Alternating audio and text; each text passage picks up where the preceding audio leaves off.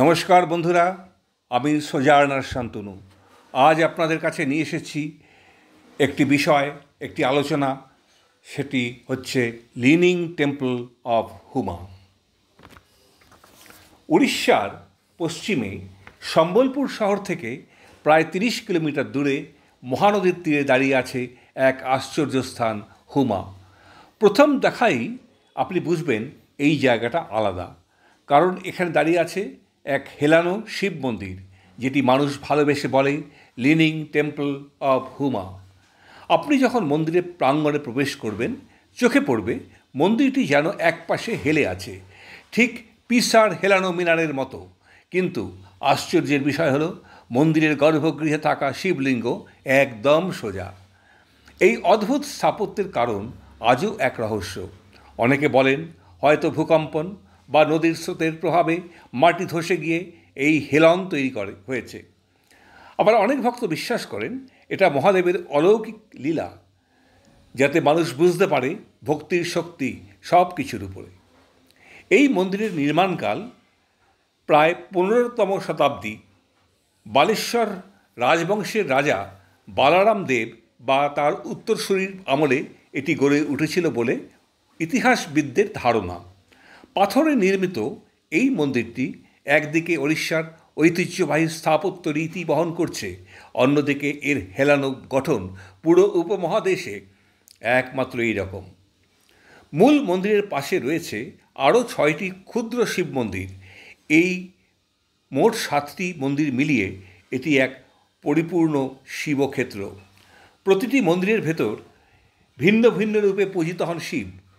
কোথাও তিনি ভৈরব, কোথাও মহেশ্বর, কোথাও শান্তরূপে আশীর্বাদ করছেন ভক্তদের।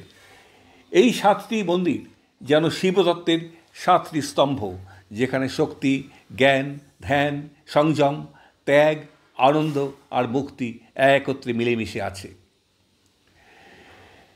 হুমা মন্দিরের পাদদেশে রয়েছে মহানদী। তার স্রোত যেন চিরকাল মন্ত্রোচ্চারণ করছে ওম নমঃ শিবায়।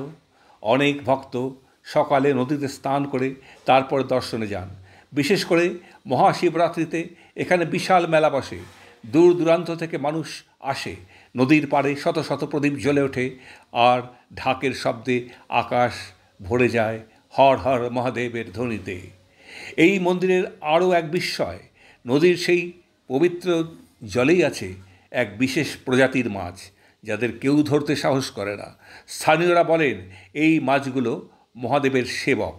ভক্তরা তাদের খাওয়ান আর মাছগুলো যেন মানুষকে চিনে নেয়। আপনি হাত বাড়ালে ওরা এগিয়ে আসে আশীর্বাদ নিতে।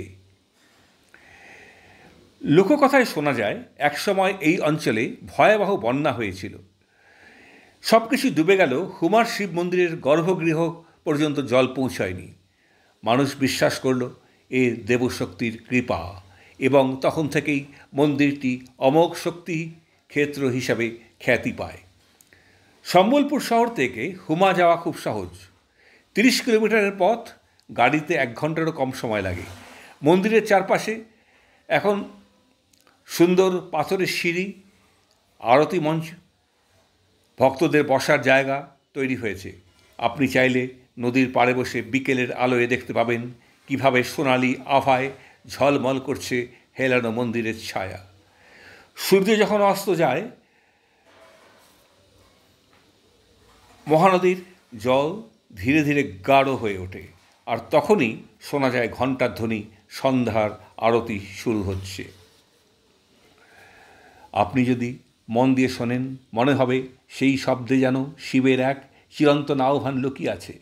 হুমা মন্দির একদিকে প্রকৃতির বিস্ময়, অন্যদিকে আধ্যাত্মিক শক্তির প্রতীক, যেখানে বিজ্ঞান থেমে যায়, বিশ্বাস কথা বলে।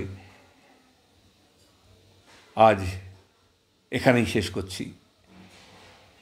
যদি কোনো প্রশ্ন থাকে অবশ্যই আপনারা কমেন্টের মাধ্যমে জানাবেন, এবং আমরা সেই অনুযায়ী আপনাদের উত্তরও দিয়ে দেব। নমস্কার।